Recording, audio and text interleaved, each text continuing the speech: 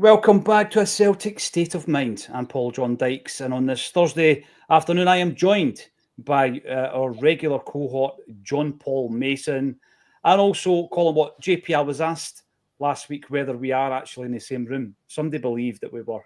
I can guarantee we're not. We're not, because, you know, when you hear that siren, it's only coming through your speakers, isn't it? No, it could be mine. Could be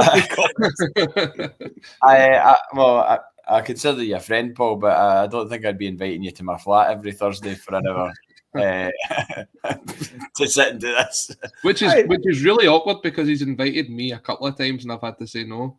Who I have or JP has? JP has. I would come and listen to some of the brilliant tunes behind you. I can see the Beta Band. I'm going to start off by talking about that. What a week it is in relation to bands. Getting back together, the Beta Band, you'll be lucky to get a ticket to see them at the Barras. And of course, Shaq, Mick Head has reformed his band and they will be playing at St. Luke's. You'll be lucky to get the remaining tickets for that one. We are, of course, talking about Celtic. However, I'm going to start off with Pyro, right? JP, you've done the whole thing, home and away, European away legs. You, like quite a lot of us here, have seen the genesis of, ultra fans coming to Celtic Park and the rise of the movement. I've spoken so much about the positivity that they bring to the stadium, the great work they do for charity. But they're in the news again for all the wrong reasons. It's the Pyro debate once again, JP. And the big thing is, I read the statement this morning, a very short statement, but in that very short statement, I think the club pointed out the word minority, I think 4 times in a paragraph, 3-paragraph statement. I think it's just becoming frustrating for the club and the rest of the fans who might not be able to go to a Champions League game in the future because of it, because obviously we've got a suspended sentence. And the League Cup, there's been a reduction in allocation. So where are we with this? It's time to talk Pyro. JP, how do we move forward with this? Just before I comment on that, did you see that I had a Genesis mug there, or did you just use the word Genesis? I did not see. I love them mugs. I seen them. I think they popped up on Facebook. What an idea! So it's the side of the cassettes, isn't it, for a particular band? My mate got me it, so cheers to my mate Scott, a Livingston fan. Proof that there is at least one of them. Kinship between Scottish football clubs, apart from a certain one. The Pyro thing, yeah, it starts to become a reality for the whole Celtic support when you're looking at maybe having to go to Munich with no fans, as I think the majority of us were starting to think was a realistic possibility.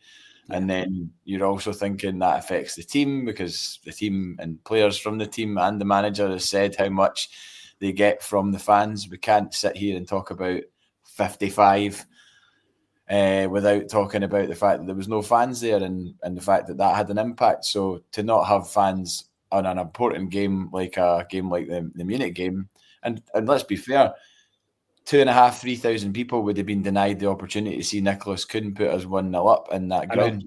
I know. So an iconic moment. Fair enough, the result and the tie didn't go our way, but for a good while in that game, we were winning 1-0 against Bayern Munich in the Allianz Arena. So nobody should be denied the opportunity to see that. And if there's rules being put in place, then unfortunately we're just going to have to toe the line. And delaying kickoff to games because of Pyro is also it's very annoying, in fact, because players they're psyched up, they're coming out the tunnel, they're ready to go. It's like uncoiling a spring, and it just, you're ready to go and play, and then you've got to stand about and wait while smoke clears and everything else. And I love this. The spectacle is great. That the CFC thing, that when you saw the aerial shot from above Hampden of the CFC appearing and the stand behind the goals looked really cool. But ultimately, things are cool, but might not necessarily be allowed. So I think just going forward, it's going to have to be a case of we obey the rules when it comes to that. Otherwise, all we're going to do is get ourselves into a lot more bother. That is clear. It's not going to change right now, JP. I know there's authorities talking at the moment with people in government, local government, around the reintroduction of alcohol in a Scottish football stadium. These things are not going to go away, but there needs to be a middle ground. There needs to be a middle ground, Colin. And I'm a massive supporter of the ultra movement. I think that what they've brought to the stadium is incredible. And as I say, we've already noted the type of charity work that they do all the time. And I think a new generation of fans are attracted to the culture, the singing, the tifos, the pyros, everything combined. They are attracted to that. And I think we've got to look at what the next generation are going to be attracted to. Maybe it is tribalism, maybe it is a movement in a culture and all this kind of stuff, Colin. And that side of things, we need to retain that whilst also not, as JP says, getting into a situation where other fans can't go to games due to something like the pyro. And it is often the minority. I remember one being thrown on the park fairly recently as well. It's one guy, and you just think to yourself, right, nobody's allowing you to do that. You've just decided to take that action. So far, Colin, the way that I've always said we should deal with it is that the club and the ultras need to liaise very closely. My suggestion for a while now, and it goes right back to when Kevin Graham interviewed the Feyenoord SLOs, and we found out that they had 6 at that point. They did not have an average attendance anywhere near what we've got.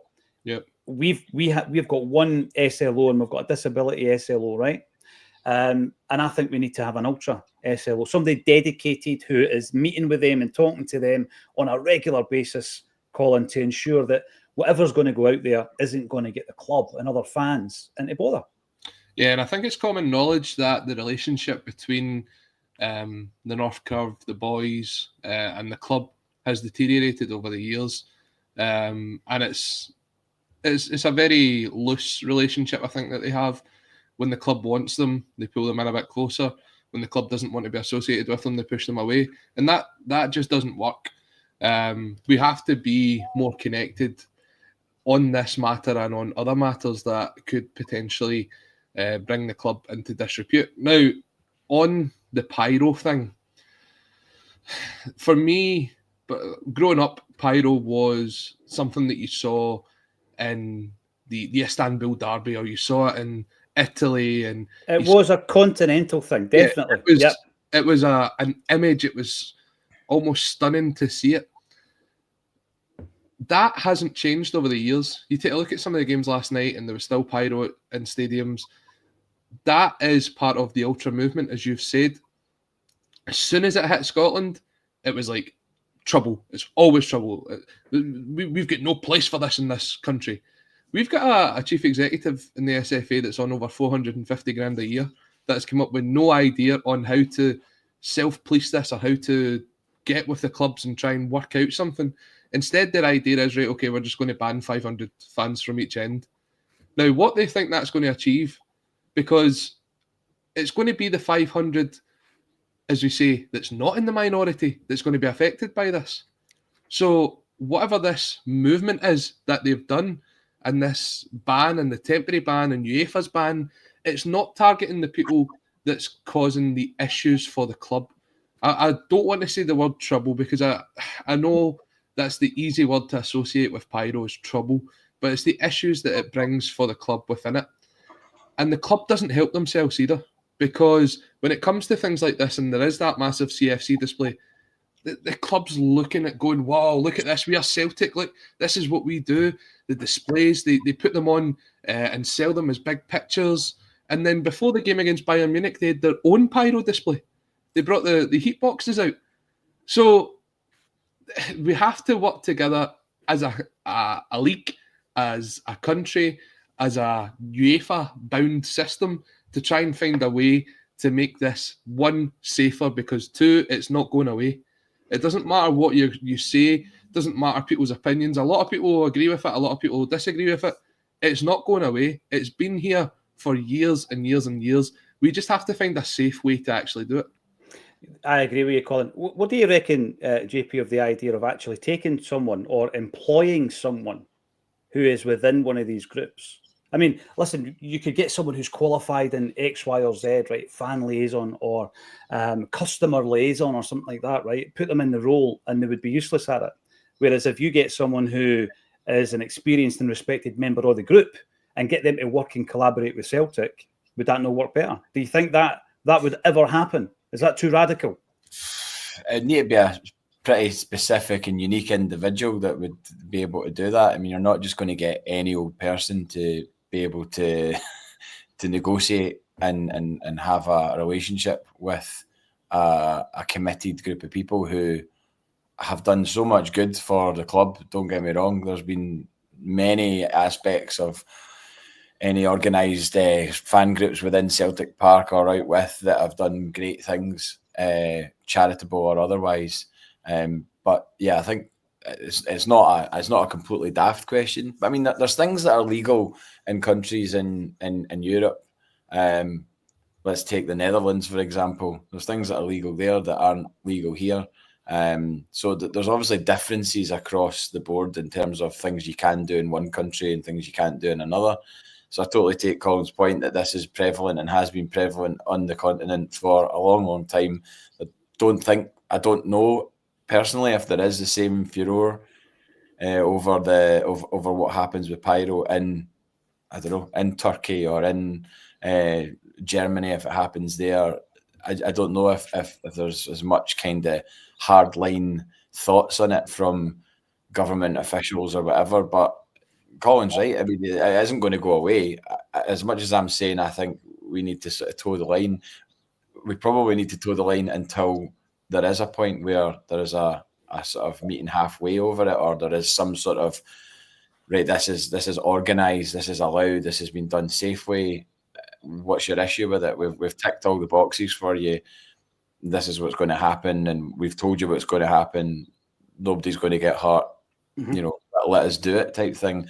But the fact is, we're currently doing it against the rules, and therefore the club and the supporters are at the risk of being punished. And I certainly don't think that's fair, because if I could have afforded to go to Munich, I would have been. Just going to ask, yeah, I would have been on that plane, or I would have been booking a flight. And then if somebody then said, "Oh, you can't go because we've got a stadium-wide ban on Celtic fans in that ground for that game," I would have been absolutely gutted. I accepted my fate that I wasn't going to go. I'd been to Aston Villa. I'd done that. That was an amazing couple of days down there. And then Munich just came around too soon. But if I'd have been wanting to go and I had the money to go, and then somebody said you can't, then I would have been beyond devastated.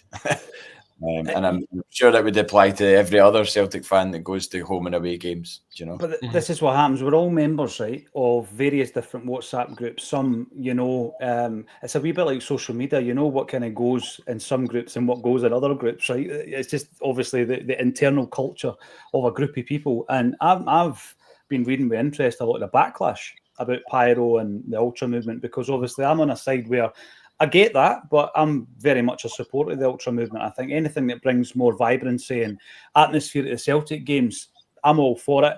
And as I say, I do think we need to start looking at the next generation. What's going to attract young football fans to a Scottish football club rather than some of these other clubs that are being well promoted online and on YouTube and by gamers and all the rest of it, right? So I think the Ultra movement's part of that. I think it's an attractive kind of thing. It looks great.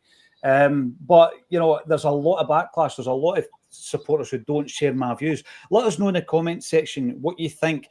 I do think it's all about engagement. I think that, you know, designated areas, designated types of pyro, Colin, you know all about the safe pyro, the cold pyro, and talking between the authorities in Scottish football, the football club and the fans. That's what you need to do if you want to move on. Do you know, Paul, I think there's similarities here between what can be done around the pyro thing and what can be done around the drinking at football, because I think the outside view, especially from government right now, is it causes trouble. It's just that word trouble comes up every single time, whether it be the pyro or whether it be the drinking in the stadium. And what we're saying is there is a way to do it safely and controlled, and that's what should be investigated, whether that's possible, whether it's with the pyro or whether with the drinking, to find a way to do it. If we focusing on the drinking things, I know we're going on to talk about that. The idea of having drinking in the stadium. How many times have you gone to a football match and you've seen somebody so drunk that the police have just says go in, because it's easier for them to deal with them inside the stadium than what it is outside the stadium? They've sent them into the grounds, and that person, absolutely bluttered. Every chance he's going to cause trouble, he's going to fall. We've seen it before, someone coming off the top tier at Celtic Park. This is all because of the lack of control.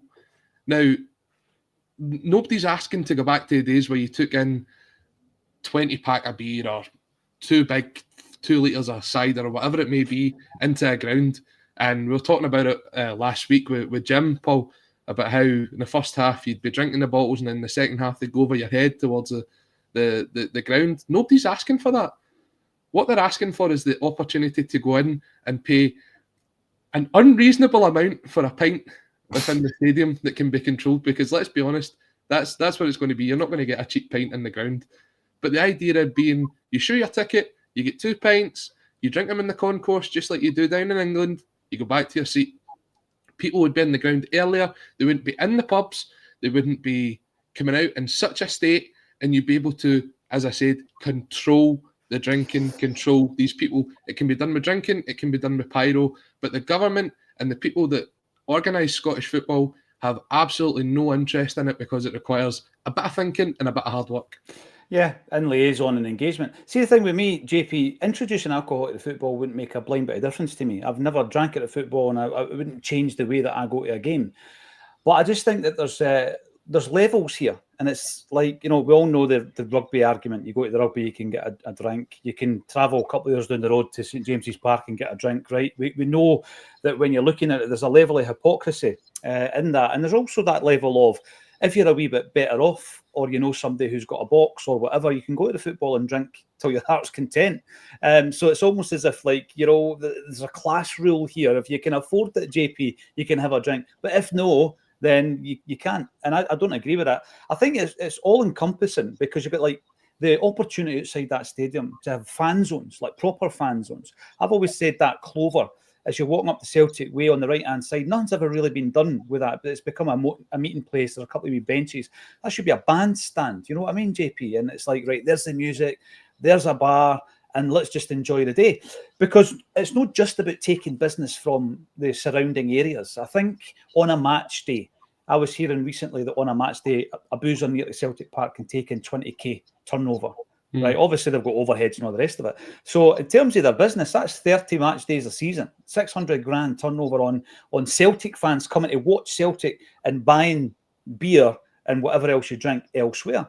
And the club should be looking at that from a business perspective, as well as from the fact that, let's break down the barriers of this kind of class rule system, JP, and say, well, if you want a pint, it's not like back in the day it was banned when people, like Colin says, were taking their own carryouts in. It's not like Celtic served the beer at the hamburger kiosk. So it's a completely different culture now. If you were going to the games, if anybody's done it, I'm guessing all over the world you've maybe done it, JP, and you're going for a burger or whatever at halftime, there's the bar and you can buy a beer.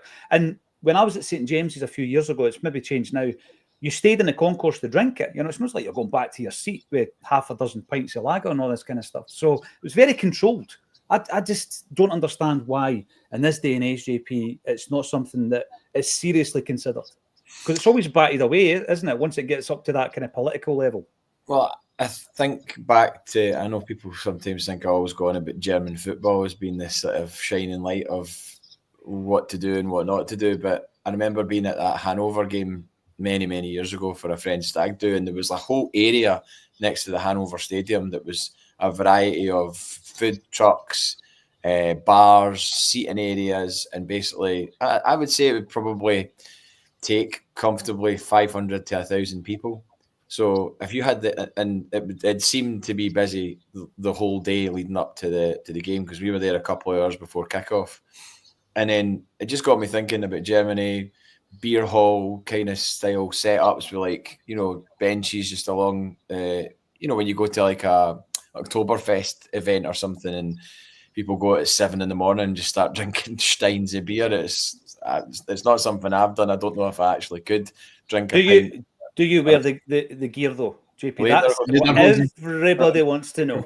No, never done that. But the idea of drinking see whenever people go on holidays and stuff like that, or go on away trips, and then they always post a picture of the pint in the airport.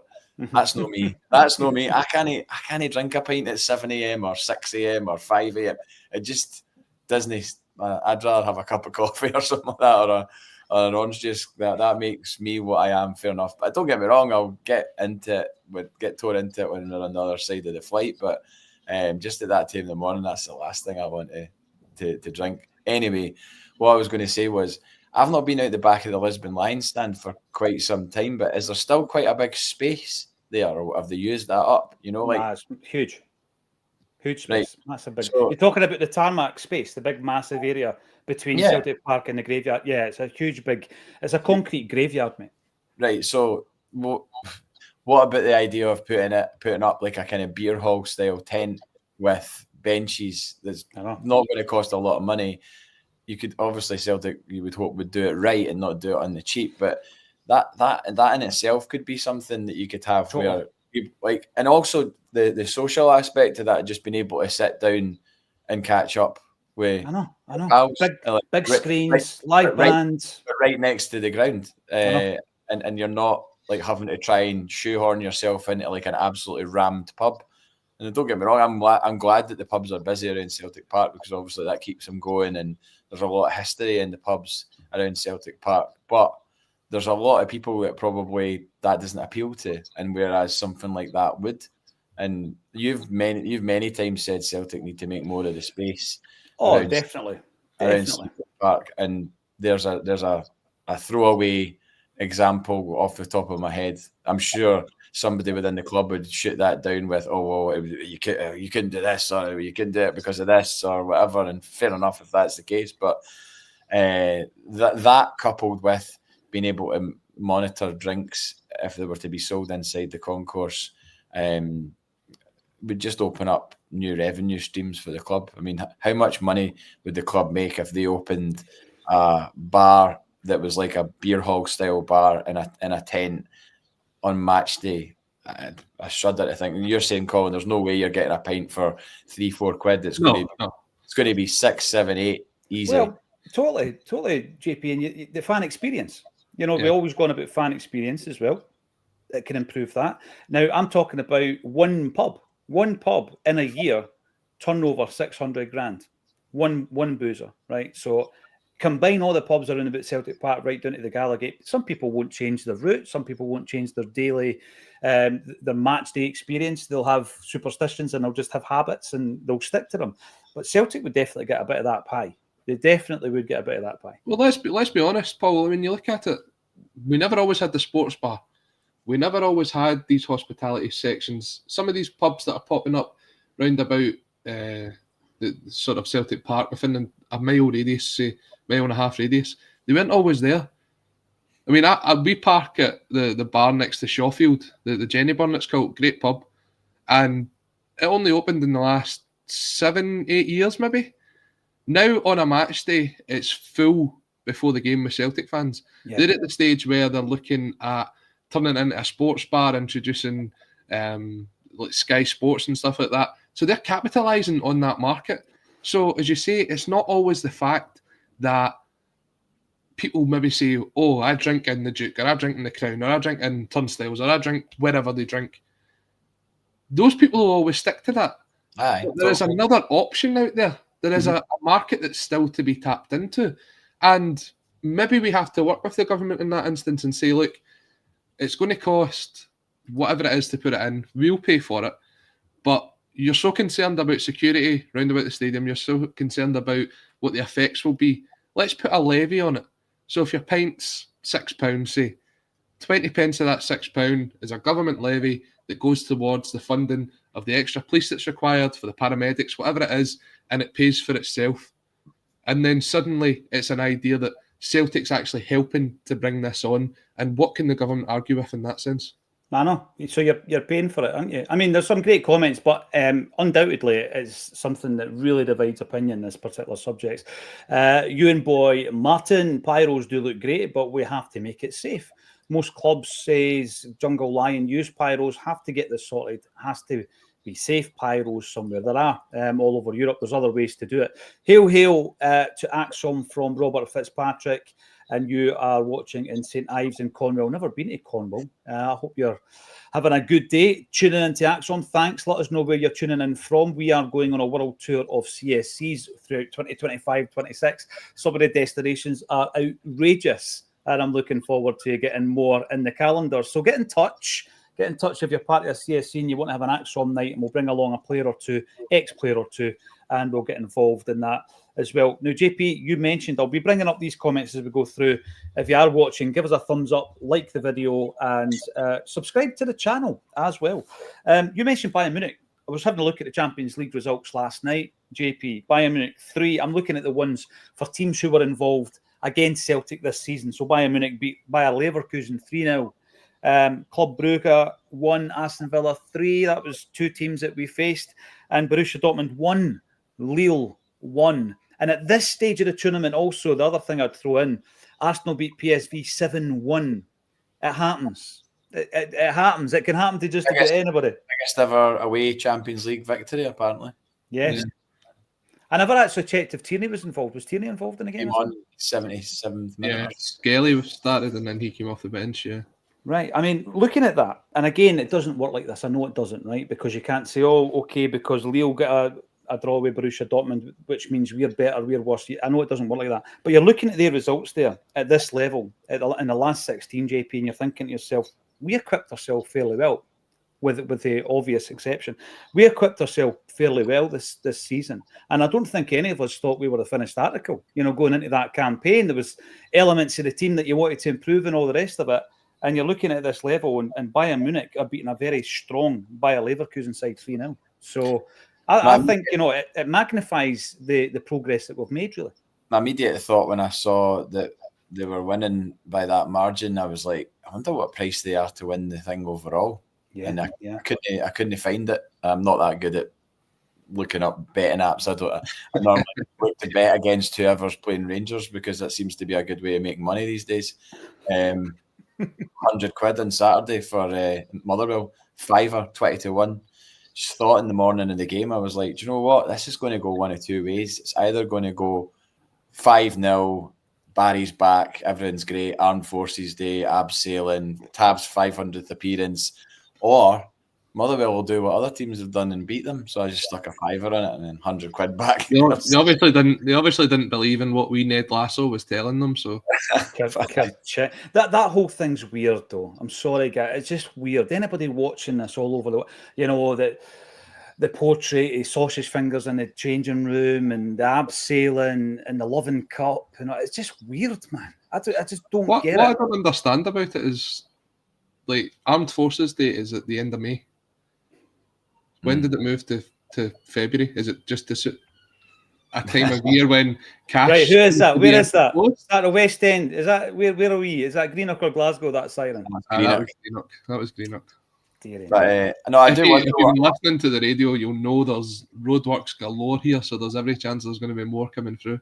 If anybody knows what Bayern Munich are, they'll probably have their odds of shortened now after that result last night. But I mean, I started to think, I wonder if we're going to see a season where Bayern Munich go in and lift this trophy, and then we'll be going back to like we were seconds away from taking them to extra time. You're forgetting about the one thing that's going to stop that, JP. Liverpool? No, Harry Kane. He's just jinxed. The guy's just jinxed. He's never going to win a trophy. Imagine, is it possible then? Nah, probably not. I don't know what the dates would look like. His first trophy that he's ever going to win is not going to be the Champions League, is it? He'll win the Bundesliga first. Probably, unless they throw that away. Yeah.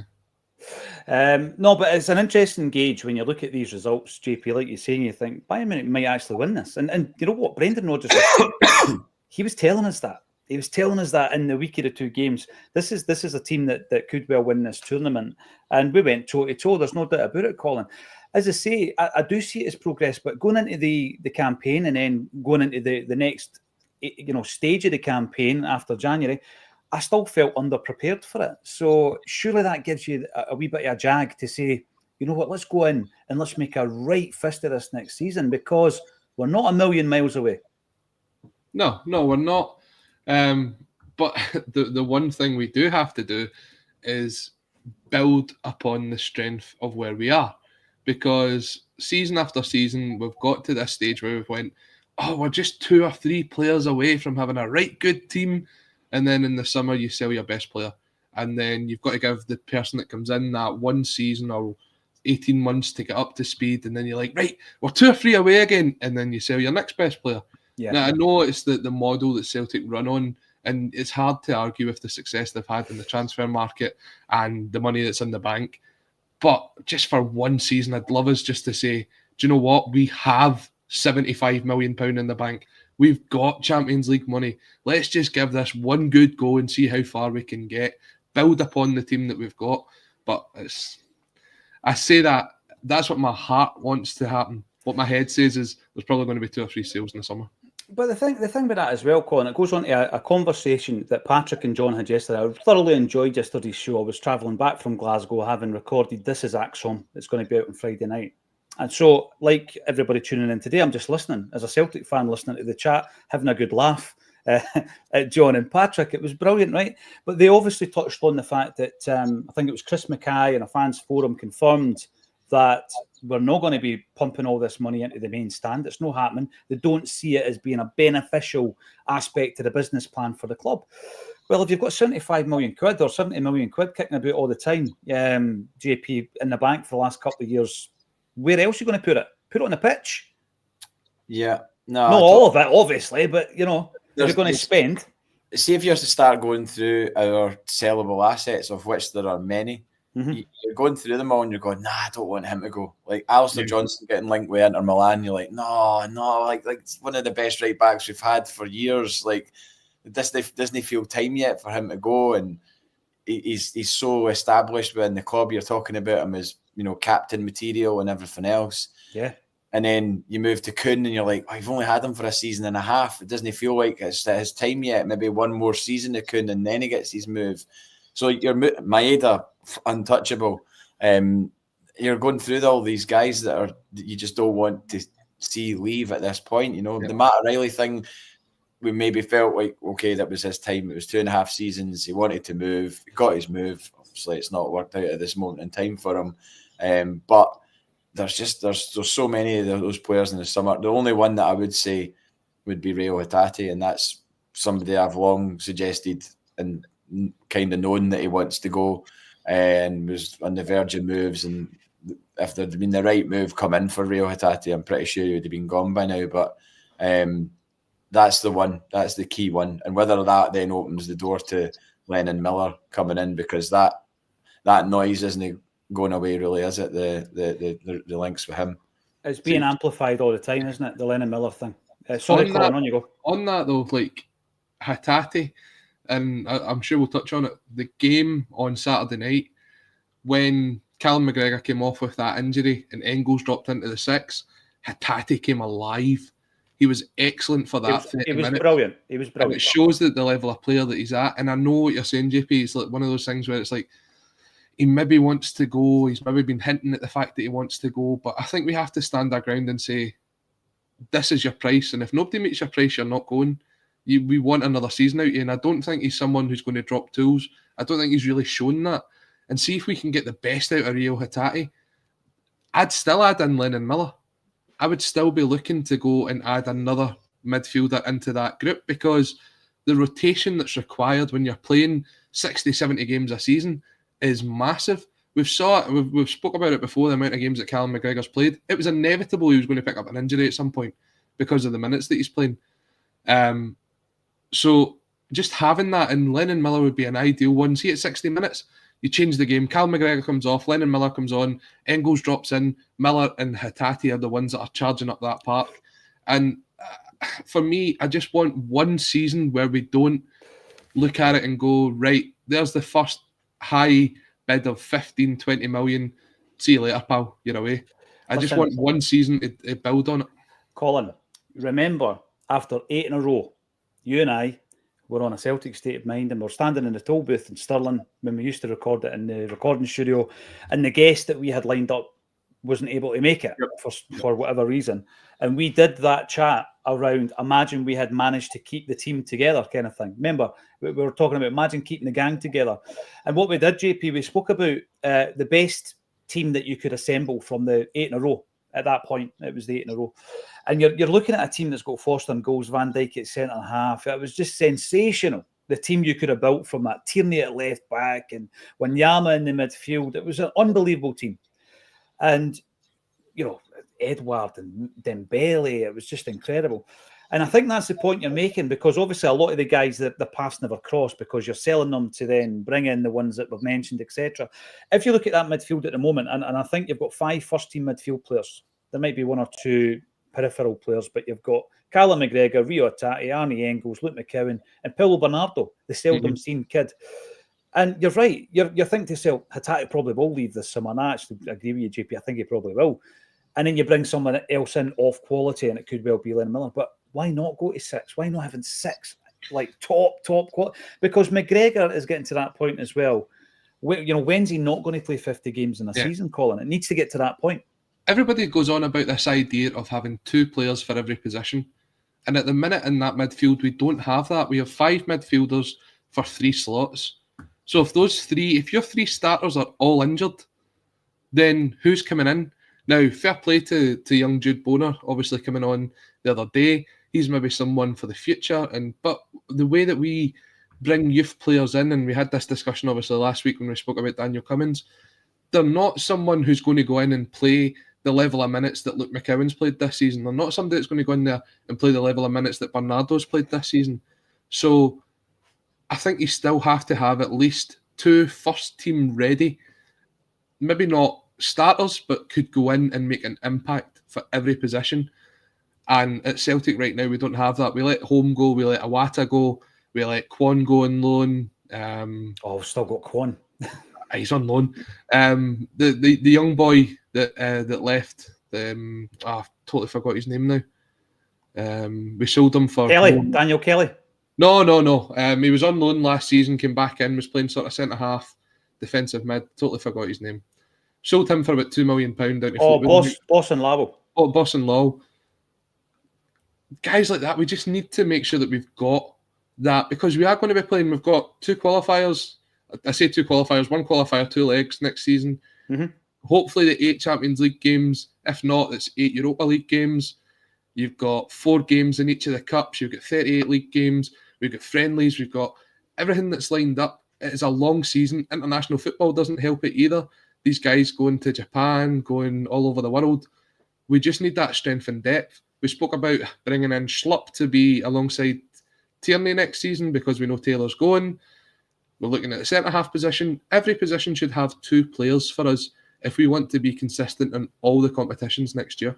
I think that was the point I was making about being slightly underprepared for the Champions League, Colin. There was areas that you could have nitpicked about, and you do want to get to that stage. Just on the stadium thing, JP, I think you might have seen this. This was something on a page called The Cop End.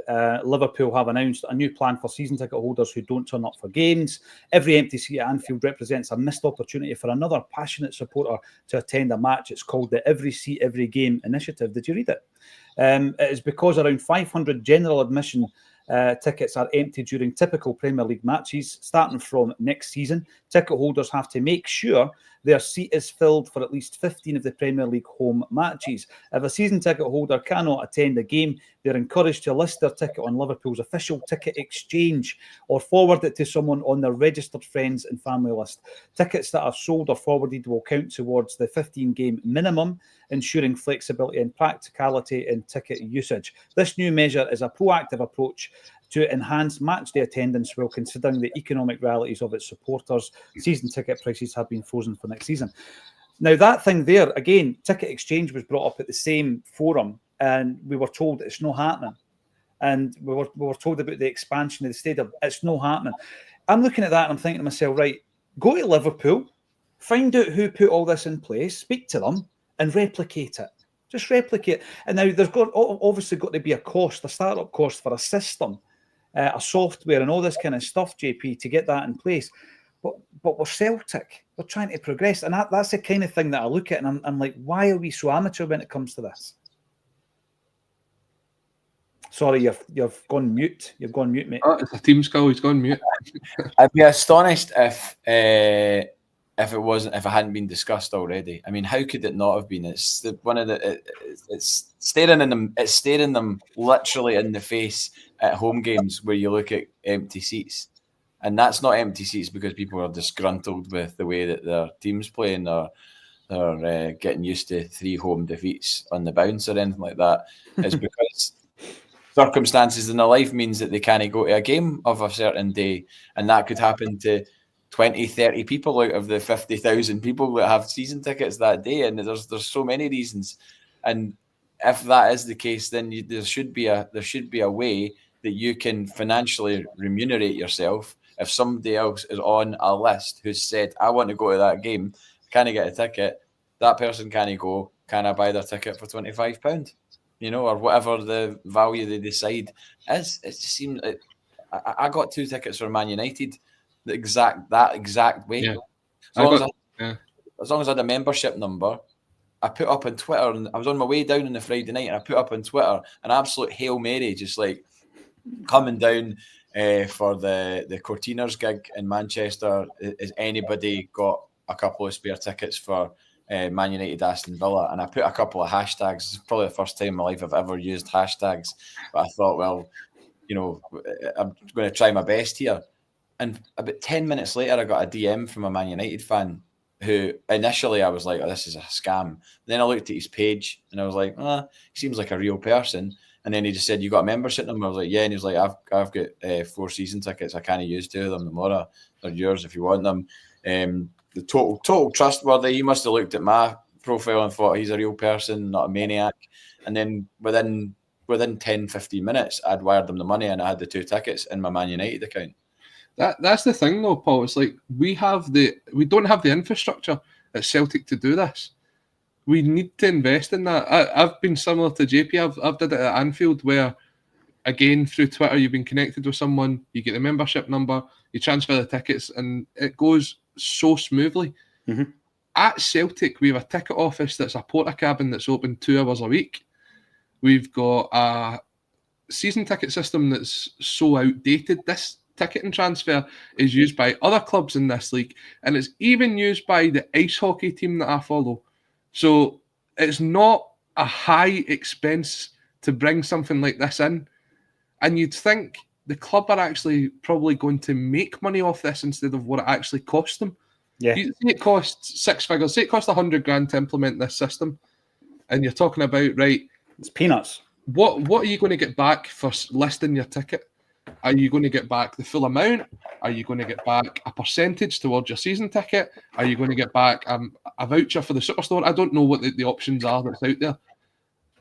Most people are going to look at what's best for them. Is it going to be a credit towards their season ticket, which a lot of teams do? I know Aberdeen put their season tickets out last week, or this week, sorry, and for everything that they've bought over the year and every ticket they've put on the resale network, that came off their season ticket for next year. Mm-hmm. But the idea is Celtic then get to sell that ticket again. And if they sell it at general admission prices as opposed to what you'd pay per season ticket, that's already a profit. Because you're averaging, say, £31 a ticket if you pay it on a season ticket. Aberdeen the other day was £38. There's £7 profit per ticket. If you're saying 5,000 fans do that in an average game, 30 grand a season. And it's not just that. They go into the ground, they buy a pie, they buy a juice, they buy whatever, and it all adds up. So the reason that Celtic haven't done this does not make any sense. They are missing out again, as we spoke about earlier, on another revenue generator. Exactly. And at this moment in time, when we've got money that we're not going to be spending on the stadium, apparently, these are the things that you can do. Apparently, it's World Book Day. I only know that because of the wee guy going to the school dressed up as something from a book. And we got an email last week, no football colours or jerseys, because obviously I was just going to send him his Kyoko or something like that. But he went for as a character out of Minecraft, which is a book, but obviously it's also a game. Aye, there's books. They've cashed in big time, Colin.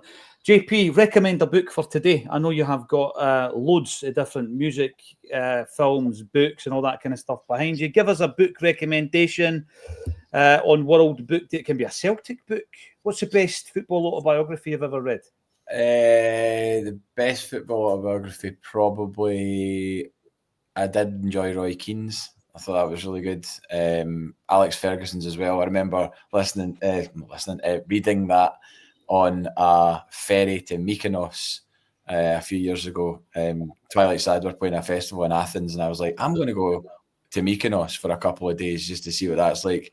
And I was reading Sir Alex Ferguson's book on the top deck of a ferry with a beer. Actually, it was midday, and I read that, and it was very enjoyable, just purely because it covered everything.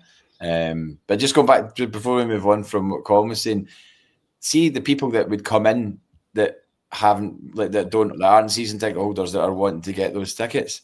They have a different appetite for spending money at Celtic Park that the guys and girls that go every week don't. I don't go into the superstore every week because I know I would probably be like, oh, I'll get that, and I'm spending more money that I don't have. And I don't always go to the kiosks and get stuff. So the people that are going there are the type of people you want to get to bring more money into the club because they've got money to spend that might not be getting spent by people that go week in, week out, because they're spending the money on the season ticket, they're spending the money on away games and all the rest of it. Whereas these people are maybe just in Glasgow for that day and they want to go to the game. Yep. And they maybe go into the superstore and drop £100 or something like that, I know.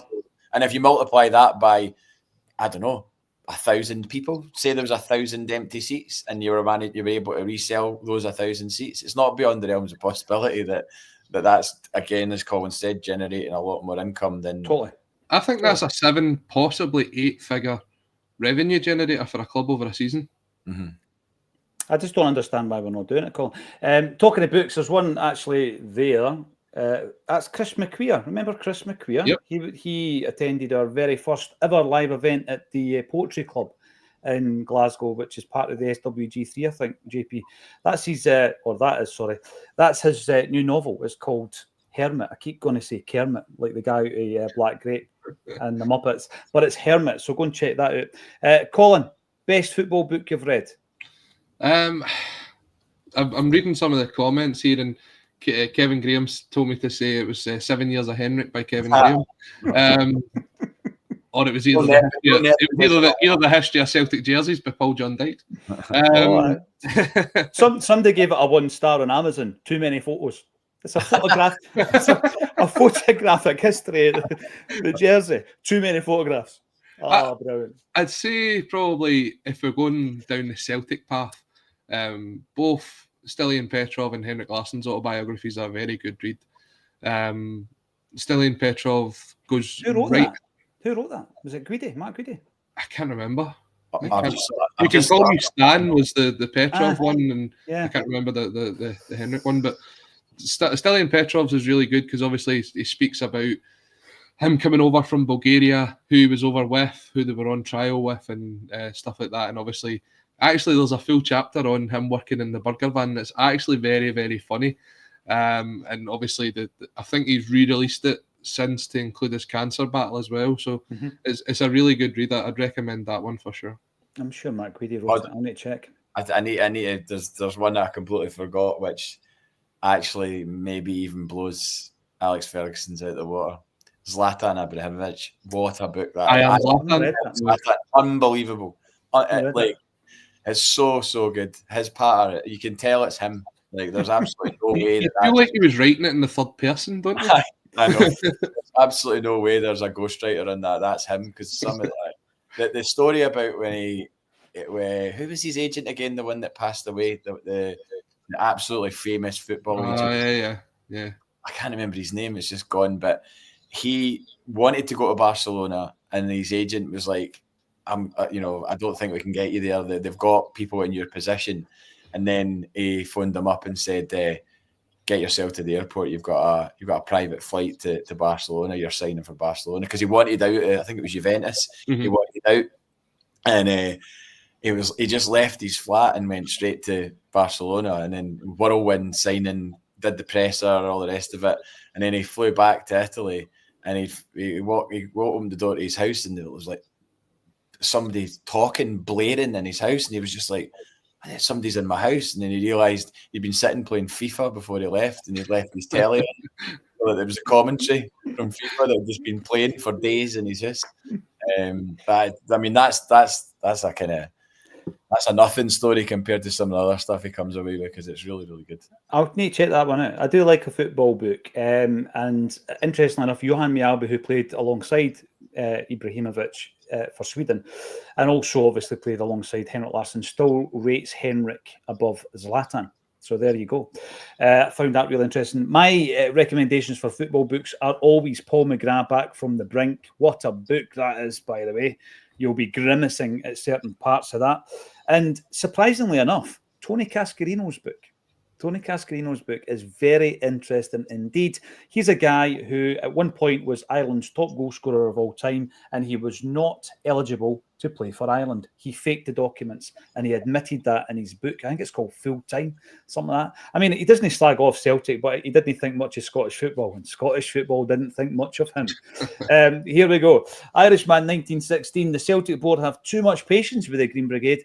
As I said before, this is a subject that really divides opinion amongst the Celtic fan base. If the Green Brigade weren't there, there would be little or no atmosphere at the games, says Anne McGettigan. And Danny Boy, you are a regular contributor to these shows. Don't want any team to win tonight. Can't stand Mourinho after the Porto game.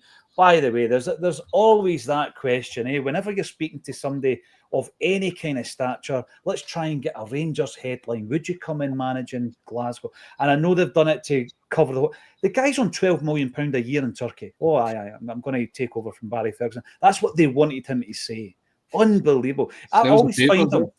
It's sad. I mean, I always find them really respectful about Celtic. I know he wasn't very respectful back in 2003. That's because he's just absolutely ruthless, JP. But, you know, even with Lenny and obviously with Brendan, you seen that wee clip with him and Brendan when Leicester got knocked out. I think it was the semis of the conference. Yeah. Mm-hmm. And so I always find him really respectful about Celtic. Is he going to come to Glasgow? Of course he's not. What kind of question is that? I couldn't stick him. I genuinely couldn't stick him.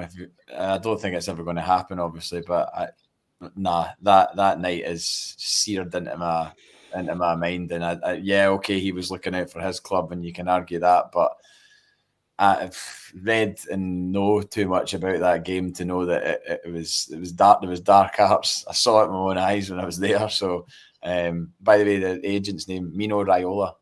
Oh, yeah, Raiola. Yeah. I thought you were talking about Eric Hall. Remember him? I do remember him. Cigar smoking guy. That's him, aye. Do you know, Paul, you might not see him in Glasgow, but by the sounds of that interview that he did with BT Sport, you might see him in Largs, because he's very fond of Largs after doing his coaching badges down there, going on about the pubs in Largs. So, yeah, never know. Maybe that's his retirement home in Largs. I've not watched that yet. I will need to watch it. He's one of the guys that I like watching, I've got to say, right? But he's not coming to Glasgow. Of course he's not. It would be box office though if he did, eh? Mm. Talking to managers, Charlie Mulgrew today is, what age is he? He's 39, Charlie. He's maybe in Fife at this moment in time because he's managing Celtic Hearts.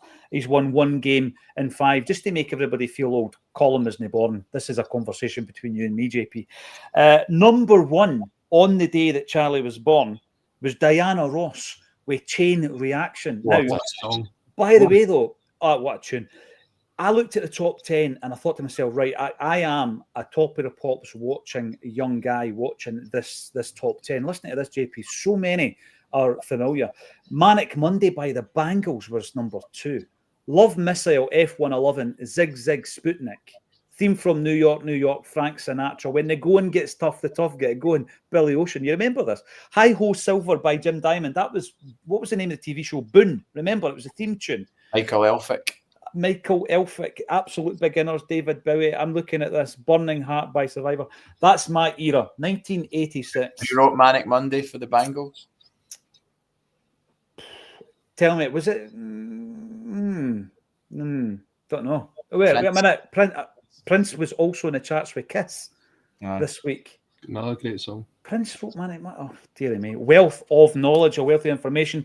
And we can't wrap up today, and we're not going to just yet, but Franny Weldon brings this up. Sorry to embarrass you, Colin. Everybody congratulates you and your good lady on the great news.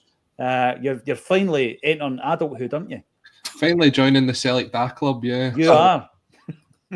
Can't wait. Couple of months. JP, I just want you to tell me about the upcoming game.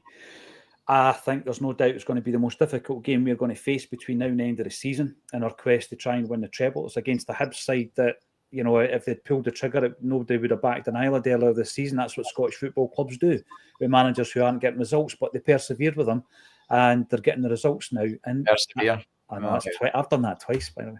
And we're now looking at this game at the weekend. You think to yourself, we need to be top of our game, because if we're not, they can damage us. How do you line up against them? As strong as possible, which in a roundabout way leads us into talking about Yang, because if this was any other Scottish Cup game at home against a well, it's obviously going to be against Scottish opposition, but if it was against I don't know, St Johnstone, Kilmarnock, something like that, you would maybe look at freshening up the team and starting Yang based on his recent exploits.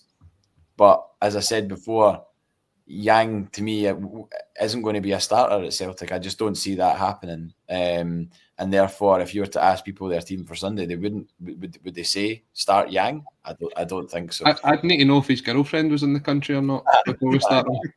Fair. No, but I think what Yang has done in the last few weeks has proved that when Brendan needs to turn to the bench, he doesn't overlook somebody like Yang, and then Yang actually comes into his thoughts to be someone that can come on and affect the game. But I think on Sunday you go as strong as possible. I would imagine Trusty will be okay to come back. I was going to say, I've not heard about Trusty or indeed Callum McGregor, because it was a slight calf pull, strain, whatever it might have been. And I'm expecting the presser normally is on a Friday. People don't like it being called a presser. The press conference, the pre-match press conference, is going to happen on Friday. Yeah, you're hoping that they do make it, JP, because I'm not going to slag off Scales, and absolutely not. I wouldn't, because of the journey that he's been on. But if you're talking about your strongest team, Trusty is by and large part of that, you know. And for me, Schloop's part of that. Schloop's left back for me. Yang's not part of it. He's done well, but he doesn't get a start for me. And the other big question is, does Ida get a start? I think when you look at it, we spoke about this last week. The idea of Trusty coming up against a big, like, strong physical striker, and we said it on Friday, we knew exactly what was going to happen. As soon as he came up against St Mirren's big, strong physical strikers like Olasanya, he struggled. And there's no denying that for the first sort of, 30, 40 minutes of that game. Olasanya had Trusty wrapped around his finger. He just couldn't get near him. We have to change it up depending on who we're playing. And you come up against Hibs, and they've got Martin Boyle, who's got oozes of pace. Campbell in the middle of the park kind of dictated that first half at Easter Road. Watching that Edinburgh derby, by the way, one of the best Edinburgh derbies in a while, I think. What a finish by Martin Boyle and the boy Iredale. Iredale, Greenock Morton legend, that boy. But is he? He played for Morton. So did one of the Cadden brothers. Was it Chris Cadden? Oh, right. But when you're coming up against Hibs, they're going to be another team that's going to be very similar to the way that Aberdeen approached the game last Tuesday night. They're going to come out, they're going to give us a go, and I think you've just got to line up the exact same way as we did against Aberdeen. I agree with you on Yang. I think he's very much an impact player, and that's not a dig on him either, because you have to have not just a starting 11, but a squad of 18, 19, that at any point, if anybody pulls up injured, you can turn to him and say, go and win us that game. Yeah. And Yang did that when he came off the bench on Saturday. He had a real strong impact. At a crucial time in a game as well. He wasn't coming to put a cherry on top of a 4-0 or a 5-0. It was like, it was 2 each game was in the balance. He got the third goal. So yeah, exactly. So for me on Sunday, I think you go Schmeichel, Johnston, Trusty if he's fit, Carter Vickers and Schlupp. 3 in the midfield. If McGregor's fit, he'll start, but you would go McGregor, Engels and Hatate. And up front, I would have to keep Maeda through the middle. I think he's just far too good. He's on too much of a good form. So it would be Jota, Maeda and Kuhn. I agree with that wholeheartedly. And it's great to have that impact from the bench, though, JP. Like you say, Yang, you actually look at him thinking he can affect the game. That's the progression. That's the progression he's shown, because he's gone from being somebody that nobody would be that happy about him coming on, or if he did come on, they'd be like, what's he going to do? But now he's shown he can do something, which is invaluable because we obviously didn't sign anybody else in January window. So these guys like Maeda and Kun and now Jota need somebody else to help them out, and because they're putting in so much into the game that we need somebody to sort of contribute when they come off the bench. They can't just be not like bodies and numbers that just come on and just sort of a game bypasses them, as has happened with Yang in the past, and has happened with Alma in the past as well, and obviously he's elsewhere at the moment. So no, I'm obviously delighted for the guy to see the reaction from the players towards him, because they obviously see up close and personal the hard work that the guy's putting in. So you see them going over and like shoving him, being like yes, and then he's like milking it from the fans. Like that's 100% what you want to see, because they are recognising what he's contributed, having not done it previously. And because let's be honest, everybody else has been pulling their weight and possibly he hasn't. And so suddenly the work that he's put in, and maybe the acclimatization, whether it's speaking the language. I mean, I saw his interview. His English is actually okay. Like he didn't disgrace himself with his post-match interview. He came across quite well, I thought, and that's better. I think the difference you can tell now is if you read the team sheet on Sunday and it says Yang, Maeda, and Jota, you would go, all right, okay, fair enough. That's a pretty strong team. Whereas 6 months ago, if it said Yang playing on the wing, you're going, we're rotating this. Is this too many changes that we're making to the team? And that's the progress he's made over the last 6 months. And hopefully in the next 6 months, you're going, why is Yang not starting? He's on a journey and he's getting there, but it's going to take time to get to that point. And in the meantime, you've got a bench with Ralston, Taylor, Scales, McCowan, Bernardo when he's fit, Forrest when he's fit, Yang, Ida, and that's starting to get stronger and stronger as well. Henrik McLaughlin makes the point, as the coach says in Rocky, women weak in legs. Is this correct? I have no idea. Kaiser, HTTC, Celtic dads are between 28 and 45 apparently. And then you're a Celtic pap, which means I'm a Celtic pap. Come on. I'm still in a Celtic da. I'm early Celtic da. You are very much early doors. Big shout out. On set Celtic da. Wow. What else? I'm going to finish with this. What else is Acsom up to? We're up to so much now. We are honestly putting together a CSC World Tour. We're taking in Scotland, England, Ireland, where else? Spain, America. Honestly, shout out your CSC. Get in touch with us. PaulJohnDykes@gmail.com, and we will Wait, is Ireland in the diary? Is that a thing? There's 3 dates. Three dates, yes. We're all doing the ferry over. Is it going to be a good laugh? Let's do it. Aye, and we'll need to do tour t-shirts, talking of which there's new merchandise about to be launched, and that'll be on the shop. So go and join the community. When you go into the website now, you can register. You go on our mailing list and you'll know all about upcoming events, etc. We're going to set up a community kind of system whereby you get money off things and all that as well. So get involved in that. But the other, I said this last week, JP, I was blown away with this. I'm pretty sure you introduced me to Paul Sheridan back in the day, right? And Paul ended up singing on the Glory and the Dream. I'm going to have to share this with you because it blew me away. We're going to do another single. It's going to be released on the 25th of May. And it's a different artist entirely, but we're obviously going to do the promo video and everything else. It's a song called Hold Your Head Up High. It's a Jimmy Johnston song. It's tremendous. It's a proper anthem. But in order to release that, I had to go into this account. JP, you'll be well aware of this with your band work and all the rest of it, to go in and make sure I can release songs by 2 different artists, right? So I had to up my subscription and all that kind of stuff. And at that point, I figured out and I discovered that the previous song had actually charted in the official charts. Not quite Diana Ross levels here, but check this out, ladies and gentlemen. The Glory in the Dream, it actually says Wakes, it missed out got to 94 in the official single sales chart, which makes it a chart hit. And on the download, 89, ladies and gentlemen. Now, the reason I'm chuffed about that, JP, I looked at a lot of bands that I'm into. Primal Scream, Teenage Fan Club, Cast, and they've not really been charting with their singles for years and years, right? I know the landscape's completely changed, but I was really chuffed with that. And I think it's the Wake's first ever chart entry as well. So when we do our new one, I think you'd be even more surprised if you looked at the iTunes download for that as well.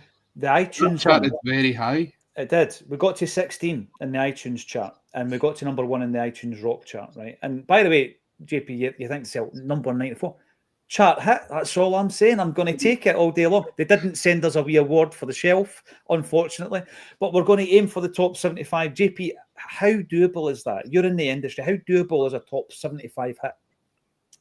Well, when you've got the weight of the Celtic support behind you, it can probably give you that momentum. I think it's shown in the past, like the things that you've put together that have gathered momentum as a result of it being Celtic supporters leading the charge. I'd say it's absolutely feasible, but it's pretty cool. I mean, especially as listening to the charts was kind of what got me into music in the first place. I used to, even if the sun was split in the sky on a Sunday afternoon and I was out playing football in Bathgate, I would run home and I'd be sitting by the radio listening to the charts. Did you tape it as well? That's at 8. Of course. That's at 8, 9 years old, like Bruno Brooks time and all this. So like I've still got one of the tapes of the charts from about 1988, and it's got like Sinead O'Connor on it, Iron Maiden, The Mission, Jive Bunny and the Master Mixers or whatever they were called, all of that. So that was the charts. As much as they maybe don't produce the same quality as they did before, it's still a massive thing. And like you said, there's bands that have massive followings that don't get anywhere near it these days because it's just not something people do anymore. Really, is buy singles. But if you can get a movement going towards something, then that, you've seen it before with people leading the charge against the X Factor. Remember Rage Against the Machine? Oh, I loved that. One and even Malcolm Middleton from Arab Strap, he charted quite highly because he was with a song at Christmas time called "We're All Going to Die." Pretty bleak thought at Christmas time, but it was funny nonetheless, and that charted. So if you get momentum behind you, then sky's the limit. I would say, Paul, we've got over 20,000 subscribers here on YouTube. There's a Facebook group with over 30 odd thousand. If we manage to get everyone that subscribes and everyone that watches the shows and everyone that is on the Facebook group to buy one copy, I reckon that's a top 10 hit. Well, I mean, the streams, I also seen that with the streaming versus the downloads, and you need loads of streams, etc. But anybody that shares it, streams it, downloads it. So we're going to do it. We'll obviously have a wee premiere. We'll have the video, and it's good fun, as JP says. And if you've got a campaign... First single you bought? First ever single? Well, I'm going to say the first single I owned, JP. It was Kings of the Wild Frontier. And the 7-inch single, it was a black cover with red and white. You've seen a big white stripe across Adam and the Ant's nose, or Adam Ant's nose.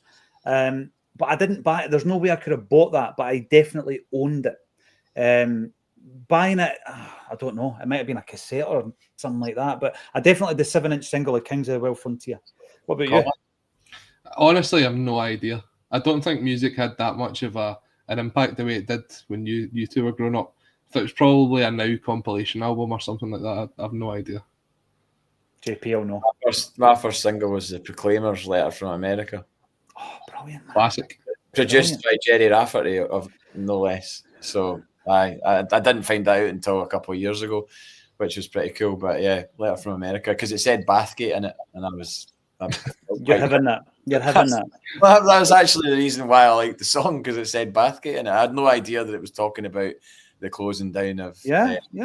It was an anthem for the working classes, absolutely. And obviously that ties in nicely with our opponents this weekend after their latest example of Sunshine on Leith. But Celtic, I think, if we turn up with the team that we've discussed today, we will win that game. I've got to say thank you to everybody that's tuned in, 1,500 strong on a Thursday afternoon. It's great to see Colin back on the show. Congratulations again, big fella, and you're joining the Celtic Daz Club. And as always, it's a pleasure to have JP on as well. Thanks, everybody, for getting involved. And I felt Celtic State of Mind. Cheers, Paul.